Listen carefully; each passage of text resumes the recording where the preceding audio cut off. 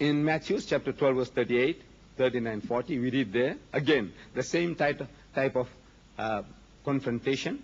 The Jews come on, and Master, again, in the Hebrew language, Rabbi, we would have a sign of thee.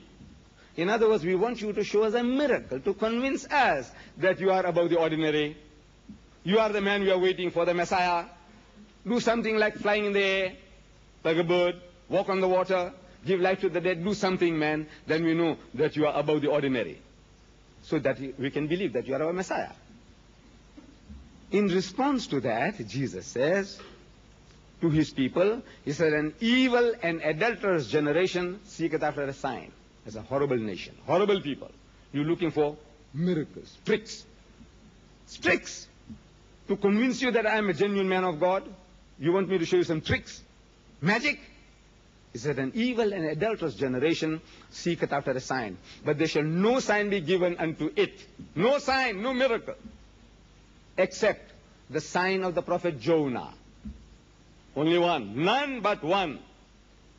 For as Jonah was 3 days and 3 nights in the belly of the whale, so shall the Son of Man, referring to himself, be 3 days and 3 nights in the belly of the earth. This is the only sign I'm prepared to give you. The only miracle I'm prepared to concede to is this. He didn't say, you know, blind Bartimaeus, I healed him. You know, that woman with issues, bleeding profusely for years, she touched me and she got healed. You know, I brought up Lazarus back from the dead. You know, that girl, she had died and I brought her back. You know, that fig tree, I destroyed it from its very roots. You know, I killed those 2,000 pigs. You know, I turned water into wine. Nothing. Nothing of the kind. He never showed any of these things. He says, look back, man, what I have done so far. Said, the only sign I'm prepared to give you is the sign of Jonah. What happened to Jonah is going to happen to me. His miracle is my miracle. And I have been asking these missionaries of Christendom, these hot gospelers, these Bible thumpers, evangelists, preachers. I said, now, what was that sign? He said, my sign is the sign of Jonah. I said, what was that sign? And believe me, in 40 years, no Christian worth the name has ever come forth to tell me what was that sign. I said, did he fulfill it? He said, yes. I said, what? How? Speechless. Of course, our doctor, Robert Douglas, may be better prepared. He might know all these things beforehand. He's a missionary, you know, in the Middle East among the Muslims has been, and he's somebody big in the Zwemer Institute. He might have the answer. But I will give it to you. In case he fails, I might as well give you beforehand. What was the sign? I said, look, to get the sign, to know what was the sign of Jonah, you have to go to the book of Jonah in the Bible. And that book of Jonah is 1 page. This is the page. 4 short chapters, 1 page. So if you go to the book of Jonah, it won't take you 2 minutes. It won't take you 2 minutes to read this book. This whole book. It won't take you 2 minutes. So we read there that Jonah was sent to the Ninevites. God Almighty commands him, go to Nineveh and warn the people that they must repent in sackcloth and in ashes, humble themselves before the Lord, otherwise I will destroy the people. Jonah, a prophet of God, but he is human, he feels despondent. He said, these materialistic people, they will not hearken to the message, they will make a mockery out of me, as Jesus described them, a wicked and adulterous generation. This wicked and adulterous generation of Jonah's time, they're going to make a mockery of him. So he says, instead of going to Nineveh to warn the people, he goes to Joppa and takes a boat and is running away to Tarshish. You don't have to remember the names. He, instead of going to one direction, he goes in the opposite direction and is running away. At sea, there is a storm. And according to the superstitions of these people, whosoever runs away from his master's command, deserts his duty, calls for such punishment. So they began to question, who can be responsible for this havoc? Because the storm is not abiding, is not subsiding. So Jonah, he realizes that he is the guilty person, because Actually, he's running away from his master's command. God tells him to go to Nineveh, and he's going to Joppa. As a soldier of God, he had no right to do things presumptuously. So he makes a manly comeback. He said, I'm the guilty man, and it is expedient that you take me and you throw me into the sea, and God will be satisfied, because actually it's after my blood, not you. And because of me, you innocent people will die. It's better for you that you throw me into the sea. One man perish, save the nation. They says, no, you are such a nice man, holy man, maybe praying continuously. He said, we have a system of our own system to find out right from wrong. And that system is a system, what is called casting of lots, like head or tail. We do head or tail. We did it just now, head or tail. So they had a system of casting lots, like head or tail. And according to that system of tossing the coin, it came to the turn of Jonah that Jonah was the guilty man. So they took him and they threw him overboard. And the storm subsided. Perhaps it was a coincidence, but the storm subsided. Now, I'm asking the question that when they threw Jonah overboard, was he dead or was he alive? But before you answer, I don't want to get the wrong answer. Because once you give the wrong answer, you want to stick by it. This is human nature. Once you make a wrong statement, you don't like to admit your mistake. So I want to help you before you open your mouth. You don't mind? I said, you see, Jonah had volunteered. He had volunteered. He says, throw me overboard. And when a man volunteers, you don't have to strangle him before throwing. You agree? He says, throw me. You don't have to kill him. You don't have to break his arm or limb. You don't have to spear him. Am I right? The man says, throw me. So when they threw him overboard, was he dead or was he alive? I want to hear from you all. And please, I want to hear that it can also be recorded on our tapes. Please. Was he dead or was he alive when they threw him overboard? What? Alive. You got the right answer. But you get no prize for that. It was too simple. LGC is very simple. The Jews say he was alive. The Christians say he was alive. The Muslims say he was alive. No prize. The storm subsides and a fish comes and gobbles him up. Dead or alive? Right. From the fish's belly, he prays to God for help according to the book of Jonah. I'm asking, do dead men pray? Dead people, do they pray? No. So he was alive. A little louder, please. Alive. MashaAllah. You will be given the opportunity at question time, whoever you are, you will be given the opportunity at question time to ask questions. Be man enough, be Christian enough to please keep your mouth shut for the moment. 3 days and 3 nights, the fish takes him down the ocean. Dead or alive? Alive. Don't be afraid. Don't get terrified.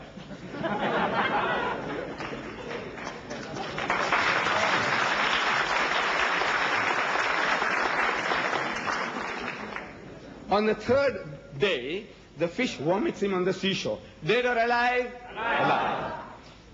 Look, whether you are a Hindu or a Christian or a Jew or a Muslim, if you read this record and if you had sound common sense, you will say alive, alive, alive, alive. And it's a miracle. It's a miracle of miracles. When you throw a man into a raging sea, he ought to die. If he died, no miracle, because we expect him to die. A fish comes and gobbles a man, he ought to die. If he died, no miracle.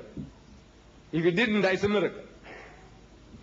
Heat and suffocation in the belly of the whale, the man ought to die. 3 days and 3 nights, he ought to die. If he died, no miracle. No mu'jiza, no sign. If he didn't die, it's a miracle. So it's a miracle of a miracle of a miracle. An outstanding miracle in the Bible, 3 times over. It's a miracle from every point of view. So Jesus says, for as Jonah was 3 days and 3 nights in the belly of the whale, so shall the Son of Man be 3 days and 3 nights in the belly of the earth. As Jonah was, so shall the Son of Man be. I'm asking, how was Jonah for 3 days and 3 nights in the belly of the whale? Dead or alive? I'm asking again, how was Jesus in the tomb for 3 days and 3 nights? Dead or alive? I beg your pardon? No, according to Christendom. Dead. Ask the professor, ask the doctor. He said he was dead for 3 days and 3 nights. Jonah was alive for 3 days and 3 nights. Jesus was dead for 3 days and 3 nights. Any Christian worth the name will tell you that. Any Christian. You don't have to be a DD, and you don't have to be a theologian, or a preacher, or an evangelist, hearing voices from heaven. You need nothing. Jonah is alive. The Christian says Jesus was dead. I'm asking in your language, you English-speaking peoples, you Americans who speak English, the Englishman who speaks English, I speak English. I speak English as my mother tongue. See, this is the nearest. Because psychologists say that your mother tongue is the language in which you dream and the language in which you swear. And I dream in English and I swear in English. So, from that angle, I'm also an Englishman. See, I'm an English-speaking person, though my mother tongue is Gujarati, I speak Urdu, I speak half a dozen different languages, but my mother tongue is English according to the psychologists. So, I'm asking in your language. Those, I'm sure all of you understand English. Otherwise you wouldn't be here. I said, in your language, you see, is this like Jonah or unlike Jonah? Jesus says, for as Jonah was, like Jonah. Jonah is alive, Jesus is dead. Is that in your language like Jonah or unlike Jonah? In your language? Unlike. So I'm asking now, is Jesus speaking the truth or you speaking the truth? Is Jesus a liar or you are a liar? Either. Look, you both can't be right. He said, I'll be like Jonah, and you telling me he's not like Jonah. So he failed, or he lied, or you are lying. Yes, you have to admit that you have misunderstood the whole thing. You're reading this in your own language, simple, basic English. King's English or Queen's English. This language I'm talking. For as Jonah was, so shall the Son of Man be. Like Jonah, not unlike Jonah. The very learned person, he says, no, Mr. Didak. You see, Jesus is here emphasizing the time factor. I said, there is nothing miraculous about a time factor. Whether man is, dead, unconscious, or gone into hibernation for 3 minutes, 3 days, 3 hours, 3 years, that is not a miracle. The miracle is that you expect a man to die and he doesn't die. That's a miracle. But drowning man clutches at straws. He says, no, Mr. Didat. You see, it is the time factor that Jesus was emphasizing. Can't you see? He said, for as Jonah was 3 days and 3 nights, so shall the Son of Man be 3 days and 3 nights. He repeats the word 3, 4 times, so it's the time factor that he was emphasizing, not whether dead or alive. So I'm asking, look, did he fulfill that? The time factor. Did he fulfill that? He said, yes. I said, look, you're going to make another slip just now. You're going to fall again. You have made one faux pas, you have made one mistake, you have accused Jesus of lying. He said, I'll be like Jonah. You say he was unlike Jonah. He didn't fulfill it, and you're going to make a second mistake just now. But no. Drowning man clutches at straws. And you'll find drowning women will do the same. So I said, now, look, when was he crucified? When was Jesus crucified? And Christendom as a whole, they give you the answer, Good Friday. Have you heard of Good Friday? Do you have Good Friday in your country here? We have it in South Africa. They call it in Afrikaans Goeie Vrydag. See, Good Friday. In South Africa, we celebrate Good Friday. Swaziland, Lesotho, Zambia, Zimbabwe, Britain, France, Germany, Italy, name them. Every Christian nation on earth commemorates Good Friday. What makes Good Friday good? They say Christ died for our sins. Is that what makes it good? I said, yes. So it wasn't a Good Friday. I said, yes. I said, okay. When was he crucified, morning or afternoon? When? Well, some say morning, some say afternoon. I say, I won't argue. Whatever you say, I accept. How long was he on the cross? Some say 3 hours, some say 6 hours. I say, I won't argue with you. I won't argue with you. You say 3, I accept. If you say 6, I accept. I said, The Jews were in a hurry to put him up on the cross. That's the reading of the scriptures. Why were they in a hurry? Because they were afraid of the common people. Jesus was a hero to the common people. He had healed the blind, the lepers. He had given life back to the dead. On one occasion, he fed 5,000 people with a few pieces of fish and a few pieces of bread. On another occasion, another 3,000 people with a few pieces of fish and a few pieces of bread. A man with such a reputation, the people loved the man.